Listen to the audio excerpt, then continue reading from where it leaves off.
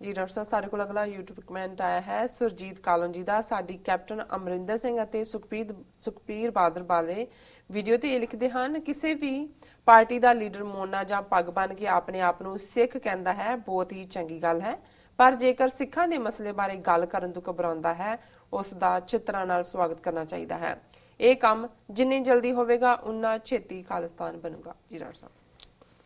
ਸੁਰਜੀਤ ਕਾਲੋਂ ਜੀ ਦਾ ਬਹੁਤ ਬਹੁਤ ਸ਼ੁਕਰੀਆ ਹੈ। ਇਹ ਵੀ ਸਾਡੇ ਰੈਗੂਲਰ ਵਿਊਅਰ ਨੇ ਔਰ ਅਕਸਰ ਇਹਨਾਂ ਦੇ ਕਮੈਂਟ ਹੁੰਦੇ ਨੇ, ਬੜੇ ਪੋਜ਼ਿਟਿਵ ਚੜ੍ਹਦੀ ਕਲਾ ਵਾਲੀ ਗੱਲ ਕਰਦੇ ਨੇ। ਔਰ ਇਹਨਾਂ ਨੇ ਸਿੰਪਲੀ ਇਹ ਕਿਹਾ ਵੀ ਗੱਲ ਕੌਣ ਮੋਨਾ ਹੈ, ਕੌਣ ਪੱਗ ਹੈ, ਗੱਲ ਇਹ ਨਹੀਂ ਹੈ। ਗੱਲ ਤਾਂ ਇਹ ਹੈ ਵੀ ਸਾਡੀ ਗੱਲ ਕੌਣ ਕਰਦੇ ਜੀ। ਔਰ ਜਿਹੜਾ ਵੀ ਸਾਡੇ ਕੌਜ਼ ਜਾਂ ਸਿੱਖੀ ਵੈਲਿਊਜ਼ ਜਾਂ ਸਿੱਖੀ ਨਿਸ਼ਾਨੇ ਨੂੰ ਨਕਾਰਦਾ ਹੈ ਜਾਂ ਨਾ ਪੱਖੀ ਗੱਲ ਕਰਦਾ ਹੈ ਵੀ ਉਹਦੀ ਛਤਰੌਲ ਹੋਏ।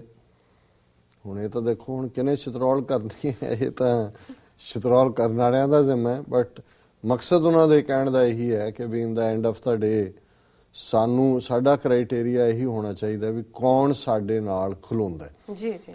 ਔਰ ਬਹੁਤ ਵਾਰ ਇਹ ਜਿਹੜਾ ਬਾਰੂਨੀ ਤੌਰ ਦੇ ਉੱਤੇ ਕਈ ਲੋਕਾਂ ਦੇ ਹੁਣ ਕਹਿਣ ਨੂੰ ਬਾਦਲ ਤੇ ਸੁਖਬੀਰ ਬਾਦਲ ਦੋਨੋਂ ਆਪਣੇ ਆਪ ਨੂੰ ਅੰਮ੍ਰਿਤਧਾਰੀ ਕਹਿੰਦੇ ਨੇ, ਅਕਾਲੀ ਦਲ ਦਾ ਪ੍ਰਧਾਨ ਬਣਨ ਲਈ ਜ਼ਰੂਰੀ ਸੀ। ਉਹ ਸੁਖਬੀਰ ਨੇ ਵੀ ਛਕਿਆ, ਬਾਦਲ ਨੇ 1999 ਦੀ ਵਿਸਾਖੀ ਨੂੰ ਛਕਿਆ ਕਿ ਜੀ ਮੈਂ ਹੁਣ ਬਣ ਗਿਆ ਅੰਮ੍ਰਿਤਧਾਰੀ। ਪਰ ਤੁਸੀਂ ਇਹਨਾਂ ਦੇ ਕਿਰਦਾਰ, ਇਹਨਾਂ ਦਾ ਵਰਤਾਰਾ ਔਰ ਜਿਹੜੇ ਈਵਨ ਜਥੇਦਾਰ ਨੇ ਜਿਹੜੇ ਦੂਸਰਿਆਂ ਨੂੰ ਅੰਮ੍ਰਿਤ ਛਕਾਉਂਦੇ ਨੇ ਔਰ ਜਿਹੜੇ ਉੱਥੋਂ ਫਰਮਾਨ ਜਾਰੀ ਕਰਦੇ ਨੇ, ਜੇ ਉਹਨਾਂ ਦਾ ਕ੍ਰਾਈਟੇਰੀਆ ਸੱਚ ਸੁਣਾਏ ਸੀ ਸੱਚ ਕੀ ਬੇਲਾ ਤਾਂ ਦੂਰ ਦੀ ਗੱਲ, ਉਹ ਉਸ ਕਿਸਮ ਦੇ ਤਨਖਾਹੀਆਂ ਵਾਂਗ ਬਿਹੇਵ ਕਰਨ, ਬੰਦ ਲਿਫਾਫੇ 'ਚ ਆਇਆ ਸੌਦਾ ਸਾਧ ਨੂੰ ਮਾਫ ਕਰ ਦਿਓ, ਮਾਫ ਕਰਤਾ ਜੀ। ਰੌਲਾ ਪੈ ਗਿਆ, ਸਿੱਖਾਂ ਨੇ ਵਿਰੋਧ ਕੀਤਾ, ਫਿਰ ਆਇਆ ਕਿ ਜੀ ਨਹੀਂ ਹੁਣ ਉਹ ਵਾਪਸ ਲੈ ਲਓ, ਵਾਪਸ ਲੈ ਲਿਆ। ਸੋ ਇੱਕ ਪਾਸੇ ਉਹ ਕਰੈਕਟਰ ਨੇ ਔਰ ਮੇਰਾ ਖਿਆਲ ਹੈ ਵੀ ਅੱਜ ਸਾਡਾ ਇੱਕ ਵੱਡਾ ਤਬਕਾ ਜਾਂ ਤਾਂ ਗਾਫਲ ਹੈ, ਉਹਨਾਂ ਦਾ ਕੋਈ ਇੰਟਰਸਟ ਨਹੀਂ ਹੈ, ਤੇ ਜਾਂ ਇੱਕ ਤਬਕਾ ਖਾਸ ਤੌਰ ਤੇ ਖੁਸ਼ਾਮਦੀ ਹੈ। ਉਹਨਾਂ ਨੇ ਹਰ ਇੱਕ ਦੇ ਮਗਰ ਹੀ ਜਾਣਾ ਹੁੰਦਾ ਜਿਹੜਾ ਵੀ ਉਹਨਾਂ ਨੂੰ ਲੱਗੇ ਕਿ ਉੱਥੋਂ ਕੋਈ ਰੈਕਗਨੀਸ਼ਨ ਨਿਕਲਦੀ ਹੈ ਜਾਂ ਕੋਈ ਮਾੜੀ ਮੋਟੀ ਗਿਆਨ ਉੱਥੇ ਪੁੱਛਗਿੱਛ ਹੋਏਗੀ। ਸੋ ਉਹਨਾਂ ਨੇ ਜਿਹੜਾ ਉਹਨਾਂ ਦੀ ਸਪਿਰਿਟ ਆਫ ਦਾ ਰਾਈਟਿੰਗ ਹੈ ਉਹ ਇਹੀ ਹੈ ਵੀ ਸਾਨੂੰ ਪਰਖਣਾ ਚਾਹੀਦਾ ਵੀ ਕੌਣ ਕੀ ਹੈ, ਤੇ ਫਿਰ ਜਿਹੜਾ ਜਿਸ ਨਸਲ ਦਾ ਹੈ, ਜਿਸ ਕਿਸਮ ਦੀ ਨਸਲ, ਕੋਈ ਬਾਇਓਲੋਜੀਕਲ ਨਸਲ ਦੀ ਗੱਲ ਨਹੀਂ, ਵਿਚਾਰਧਾਰਕ ਤੌਰ ਤੇ ਜਿਹੜਾ ਜਿੱਧਰ ਨੂੰ ਹੈ ਉਸ ਦੀ ਫਿਰ ਉਹਦੇ ਮੁਤਾਬਕ ਹੀ ਜਿਹੜੀ ਹੈ ਉਹ ਦੇਖਭਾਲ ਹੋਣੀ ਚਾਹੀਦੀ ਹੈ। ਜੀ ਡਾਕਟਰ ਸਾਹਿਬ, ਸਾਡੇ ਕੋਲ ਅਗਲੀ ਈਮੇਲ ਆਈ ਹੈ ਕਰਨੈਲ ਸਿੰਘ ਖਾਲਸਾ ਜੀ ਦੀ ਕੈਲੀਫੋਰਨੀਆ ਤੋਂ। ਇਹ ਲਿਖਦੇ ਹਨ, ਵਾਹਿਗੁਰੂ ਜੀ ਕਾ ਖਾਲਸਾ ਵਾਹਿਗੁਰੂ ਜੀ ਕੀ ਫਤਿਹ।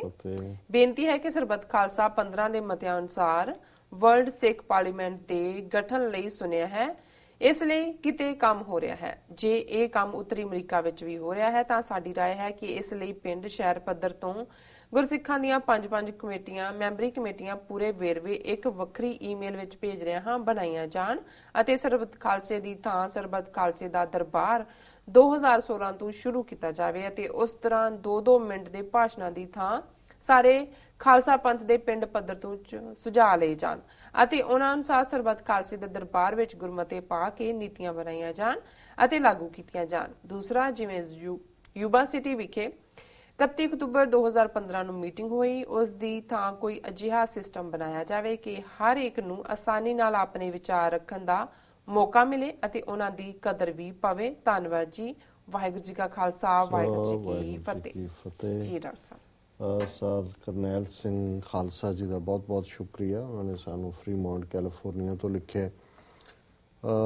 ਮੰਦੇ ਭਾਗਾਂ ਨੂੰ ਜਿਸ ਕਿਸਮ ਦੀਆਂ ਡਿਵੈਲਪਮੈਂਟਸ ਪੰਜਾਬ ਦੇ ਵਿੱਚ ਚੱਲ ਰਹੀਆਂ ਨੇ, ਕਿਉਂਕਿ ਜਿਹੜਾ 10 ਨਵੰਬਰ ਦਾ ਸਰਬੱਤ ਖਾਲਸਾ ਸੀ ਉਸ ਦੇ ਮਤਿਆਂ ਦੇ ਵਿੱਚ ਇਹ ਵੀ ਮਤੇ ਸਨ ਕਿ ਇਸ 30 ਨਵੰਬਰ ਤੱਕ ਵਰਲਡ ਸਿੱਖ ਪਾਰਲੀਮੈਂਟ ਦੇ ਗਠਨ ਲਈ ਔਰ ਅਕਾਲ ਤਖਤ ਸਾਹਿਬ ਦੇ ਜਿਹੜੇ ਜਥੇਦਾਰ ਥਾਪਣ ਔਰ ਉਹਨਾਂ ਦੇ ਲਾਉਣ ਦੇ ਵਿਧੀ ਵਿਧਾਨ ਔਰ ਇਸ ਸਾਰੇ ਲਈ ਵੀ ਉਹਨਾਂ ਨੇ ਕਮੇਟੀਆਂ ਬਣਾਉਣੀਆਂ ਸਨ ਜੀ।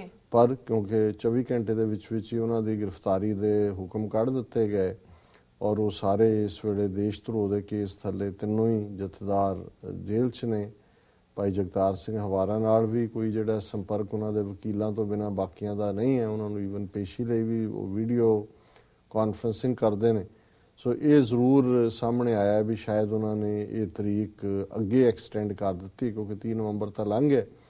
ਔਰ ਅਸੀਂ ਸਮਝਦੇ ਹਾਂ ਵੀ ਇੱਕ ਵਾਰ ਉੱਥੋਂ ਕੋਈ ਵੀ ਇਸ ਕਿਸਮ ਦਾ ਦਿਸ਼ਾ ਨਿਰਦੇਸ਼ ਆਉਣਾ ਬੜਾ ਜ਼ਰੂਰੀ ਹੈ ਕਿ ਕਿਸ ਲੈਵਲ ਤੇ ਜਦੋਂ ਫਿਰ ਸੁਝਾਅ ਮੰਗਣਗੇ, ਕਿਉਂਕਿ ਅਸੀਂ ਤਾਂ ਇੱਥੇ ਬੈਠ ਕੇ ਆਪਣੇ ਤੌਰ ਦੇ ਉੱਤੇ ਕੋਈ ਐਕਟੀਵਿਟੀ ਕਰਨ ਦੀ ਨਹੀਂ ਸਾਨੂੰ ਕਰਨੀ ਚਾਹੀਦੀ, ਕਿਉਂਕਿ ਅਲਟੀਮੇਟਲੀ ਡਾਇਰੈਕਸ਼ਨ ਉੱਥੋਂ ਹੈ। ਹਾਂ, ਜਦੋਂ ਇੱਕ ਵਾਰ ਉਹਨਾਂ ਨੇ ਬਾਹਰਲੇ ਸਿੱਖਾਂ ਨੂੰ ਜਾਂ ਜੋ ਵੀ ਉਹਨਾਂ ਦਾ ਸਟਰਕਚਰ ਉਹ ਦਿੰਦੇ ਨੇ, ਫਿਰ ਅਸੀਂ ਆਜ਼ਾਦਾਨਾ ਤੌਰ ਤੇ ਇੱਥੇ ਦੇਖ ਸਕਦੇ ਹਾਂ। ਔਰ ਉਹਨਾਂ ਨੇ ਠੀਕ ਕਿਹਾ ਕਿ ਵੀ ਜਿਵੇਂ ਯੂਬਾ ਸਿਟੀ ਇਕੱਠ ਦੀ ਉਹਨਾਂ ਨੇ ਗੱਲ ਕੀਤੀ ਹੈ, ਔਰ ਪਿੰਡ ਪੱਧਰ ਤੋਂ ਸੁਝਾਅ ਰਹਿ ਜਾਣ, ਕਿਉਂਕਿ ਜੇ ਫੈਸਲੇ ਸਿਰਫ ਬੰਦ ਕਮਰਿਆਂ 'ਚ ਹੀ ਹੋਣੇ ਨੇ ਫਿਰ ਕੋਈ ਬਹੁਤਾ ਫਰਕ ਨਹੀਂ ਹੋਏਗਾ ਪਹਿਲੇ ਸਿਸਟਮ ਔਰ ਹੁਣ ਦੇ, ਕਿਉਂਕਿ ਜੇ ਸਰਬੱਤ ਖਾਲਸਾ ਦਾ ਕਾਨਸੈਪਟ ਹੀ ਇਹ ਹੈ ਕਿ ਗ੍ਰਾਸ ਰੂਟ ਲੈਵਲ ਤੇ, ਔਰ ਜਿਵੇਂ ਉਹਨਾਂ ਨੇ ਕਿਹਾ ਵੀ ਇੰਡੀਵਿਜੂਅਲ ਵੀ ਕੱਢੇ ਕੱਲੇ ਵਿਅਕਤੀ ਦੇ ਵੀ ਜਿਹੜੇ ਵਿਚਾਰ ਨੇ ਉਹ ਅਹਿਮ ਹੋਣੇ ਚਾਹੀਦੇ ਨੇ।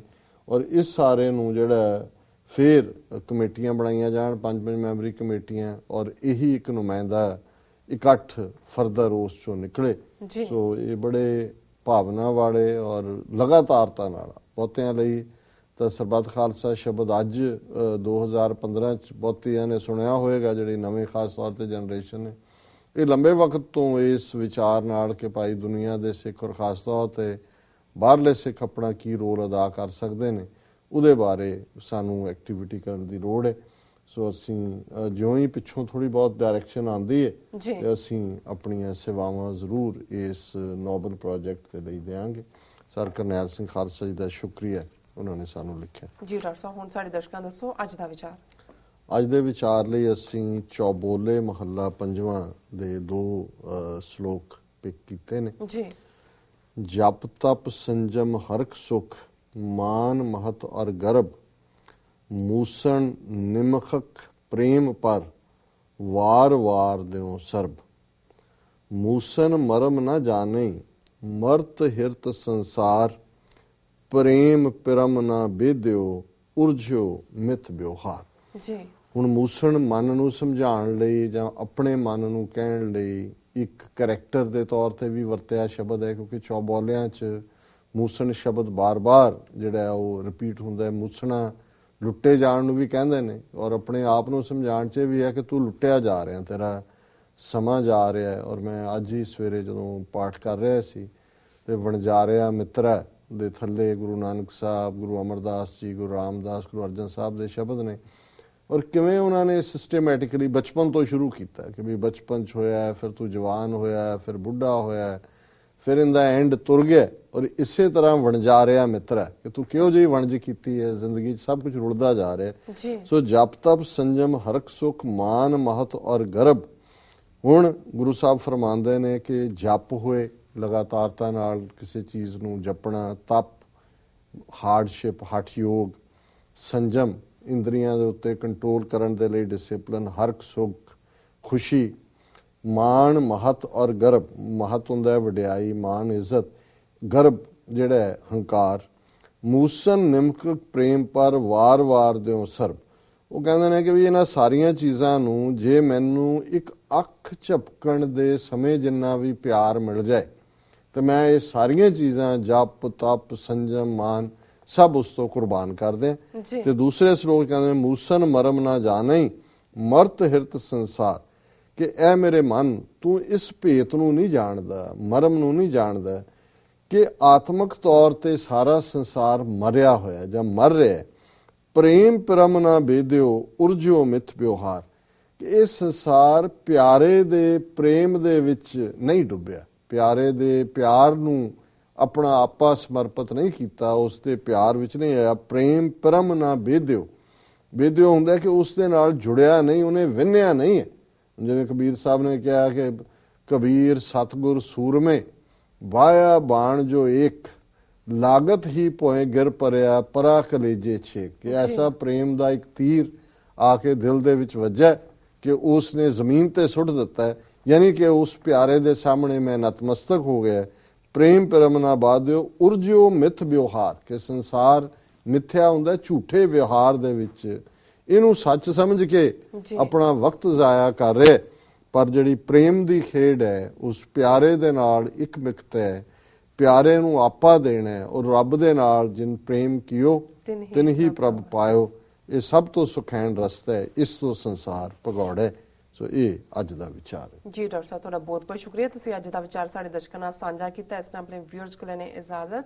ਵਿਊਅਰਸ, ਸਾਡੇ ਪ੍ਰੋਗਰਾਮ ਦਾ ਸਮਾਂ ਇੱਥੇ ਸਮਾਪਤ ਹੁੰਦਾ। ਤੁਸੀਂ ਆਪਣੀ ਰਾਏ ਤੇ ਸੁਝਾਅ ਸਾਨੂੰ ਭੇਜਣਾ ਨਾ ਭੁੱਲਣਾ ਸਾਡੇ ਇਸ ਪਤੇ ਤੇ sos@tvg4.tv ਤੇ। ਅਸੀਂ ਆਪਣਾ ਪ੍ਰੋਗਰਾਮ ਲੈ ਕੇ ਫਿਰ ਦੁਬਾਰਾ ਹਾਜ਼ਰ ਹੋਵਾਂਗੇ। ਤਦ ਤੱਕ ਲਈ ਮੈਨੂੰ ਤੇ ਬਨਾਰਸ ਨਾਲ ਆਗਿਆ ਦਿਓ। ਦੇਖਦੇ ਰਹੋ TVH4। ਬੁਲਾ ਦਿਓ ਫਤਿਹ।